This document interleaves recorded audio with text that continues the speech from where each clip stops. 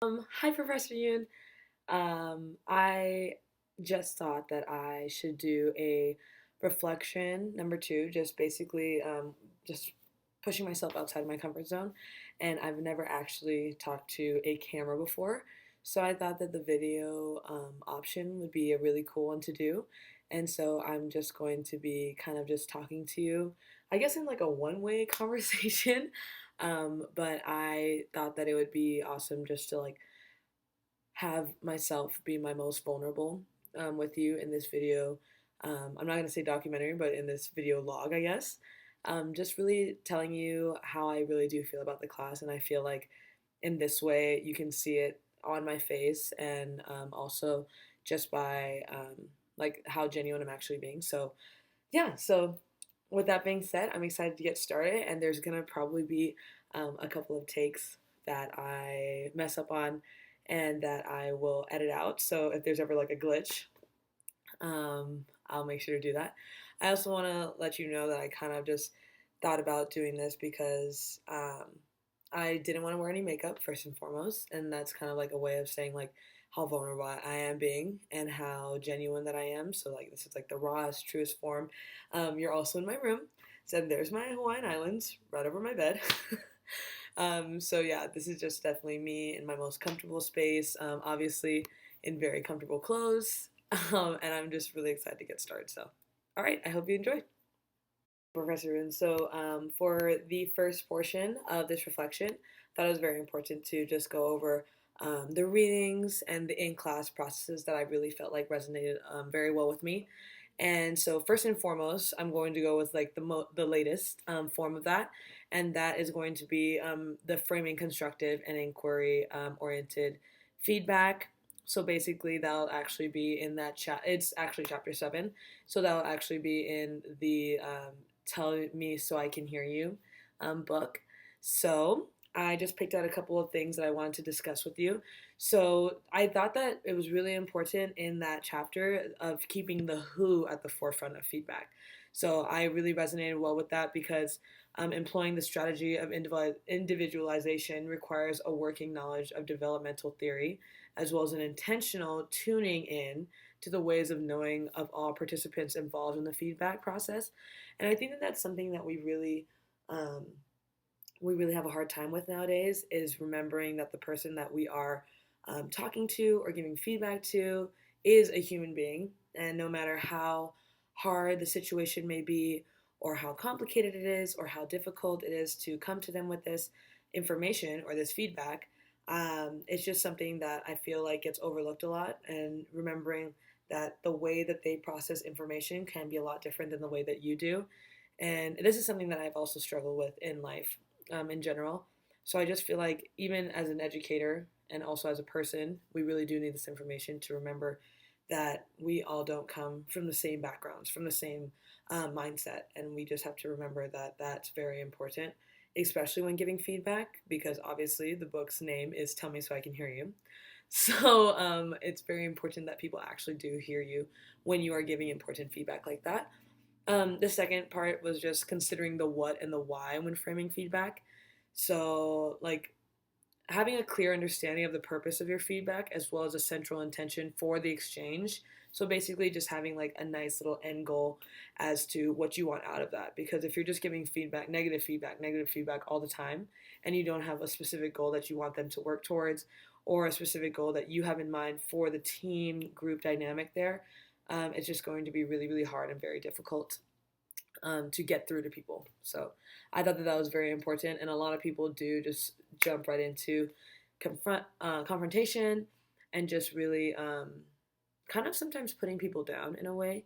And that's obviously never a good way to go about things. So I think that that was very important as well. Another part that I really wanted to go into that really like resonated with me, especially in that book, was constructive versus destructive feedback. And there's obviously a difference between developmental feedback and destructive feedback, or feedback that limits or shuts down opportunities for future improvement and communication. So I just thought that it was very cool how they had different type of knowers within this. So like socializing knowers may find it meaningful to practice offering more directive feedback, especially when supporting instrumental and self authoring colleagues who will appreciate this communication style. And also for self authoring and self transforming knowers, keeping developmental principles at the forefront can help them prepare or offer feedback to colleagues that goes beyond their natural or default inclinations, or for mutual explorations of practice. So I thought that that was also very cool because I've never thought of it in a way that like there's different type of knowers, and I've never articulated that in that sense. But I've always thought that people do think differently, obviously, like I've stated before.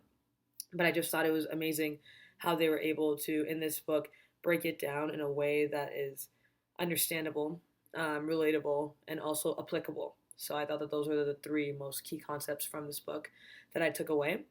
The second reading that I actually really enjoyed, or I guess like it could just be a portion of our in class discussions that really stood out to me in my notes, was facilitating adult learning in a learning organization.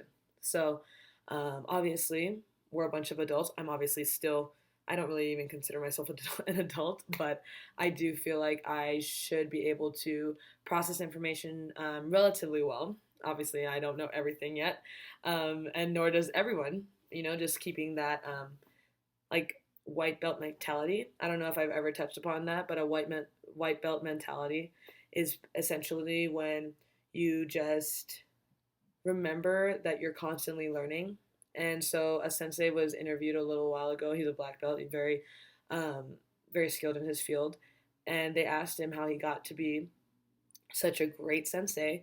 And he said it's because I kept that white belt mentality, that the fact that I don't know everything, I can always improve, was very, very important. And I feel like with adults nowadays, they have very headstrong opinions, and it's very hard to sway them or get them to see the other side, especially in our political world or even in our educational realm.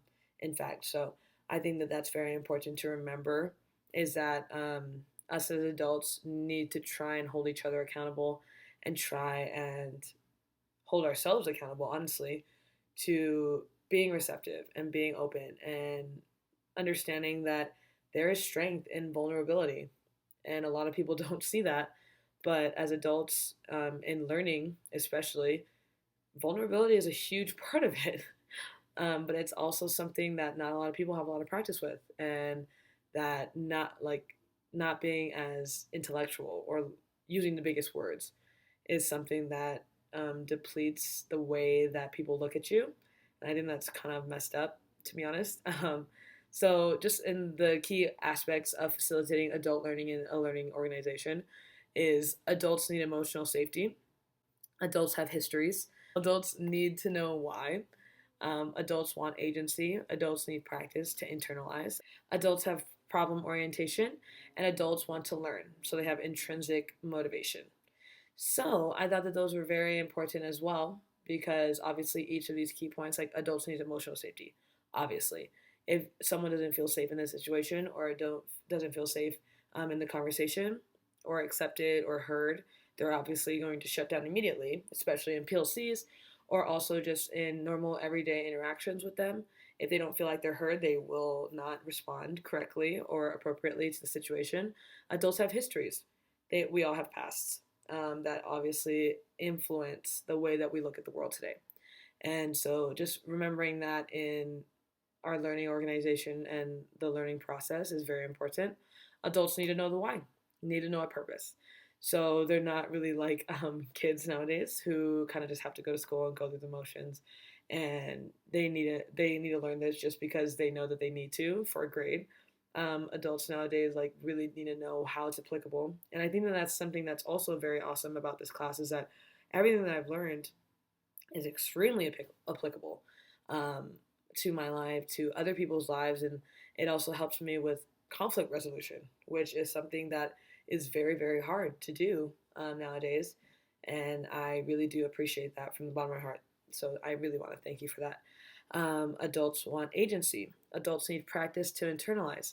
Adults have problem orientation, and adults want to learn. And I think that that's something that we can really feed into, especially when teaching adults, is that like the reason why they're here is not because they want a good grade. Well, obviously, some people are like that. Some people are very type A and they want a great grade, and that's probably the only reason why they're still in school.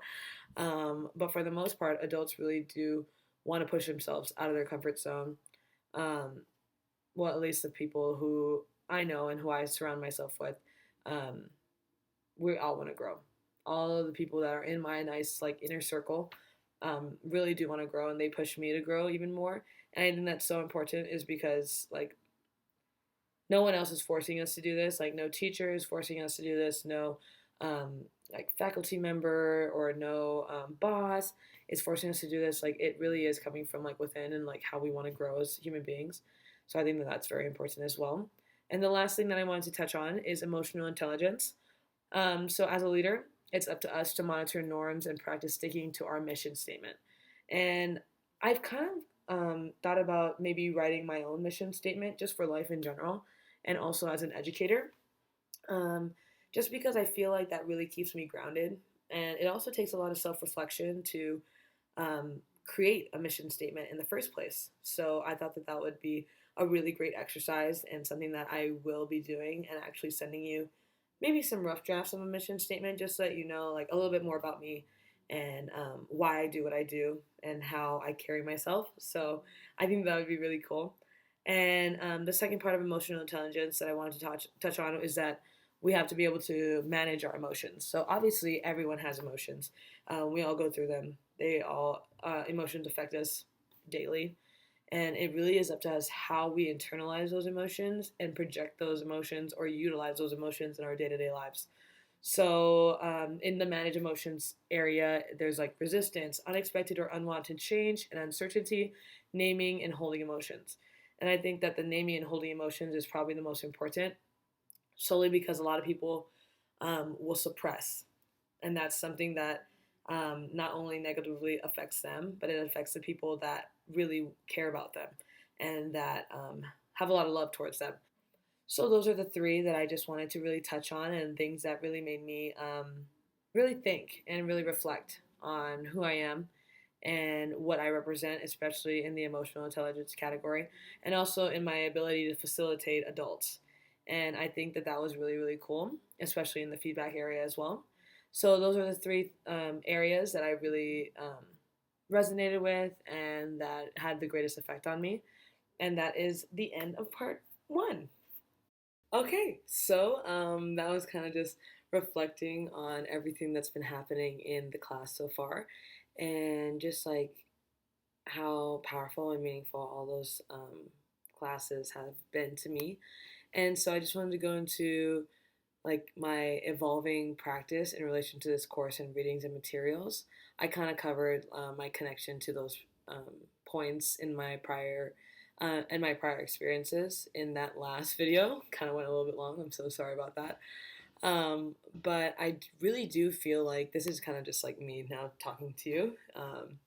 But I really do feel like I am absolutely growing as not only as an educator but as a person in this class, and it is 110% because of you, and because of the work that you do and how committed you are to giving us the best opportunity to grow and to explore different routes and to um, really dive in deeply to research that will help us in every daily activity that we even encounter. And I think that that's so incredibly special, and that you are absolutely somebody that is an amazing educator. Just absolutely factual, not trying to um, portray this for you in any way, shape, or form, or kiss your butt in any way. But I really do think that me being able to grow so much is because you've created a very open and accepting space for all of us, and it's helped me to get to know my cohorts more, and to get to know you more as a human being and as a person, and that has obviously assisted in me diving in to really just the curriculum as a whole. And I just want to say from the bottom of my heart, thank you, and I hope you enjoy this video. And if you have any feedback, just go ahead and let me know. And I really do look forward to our next time in class. Okay, bye.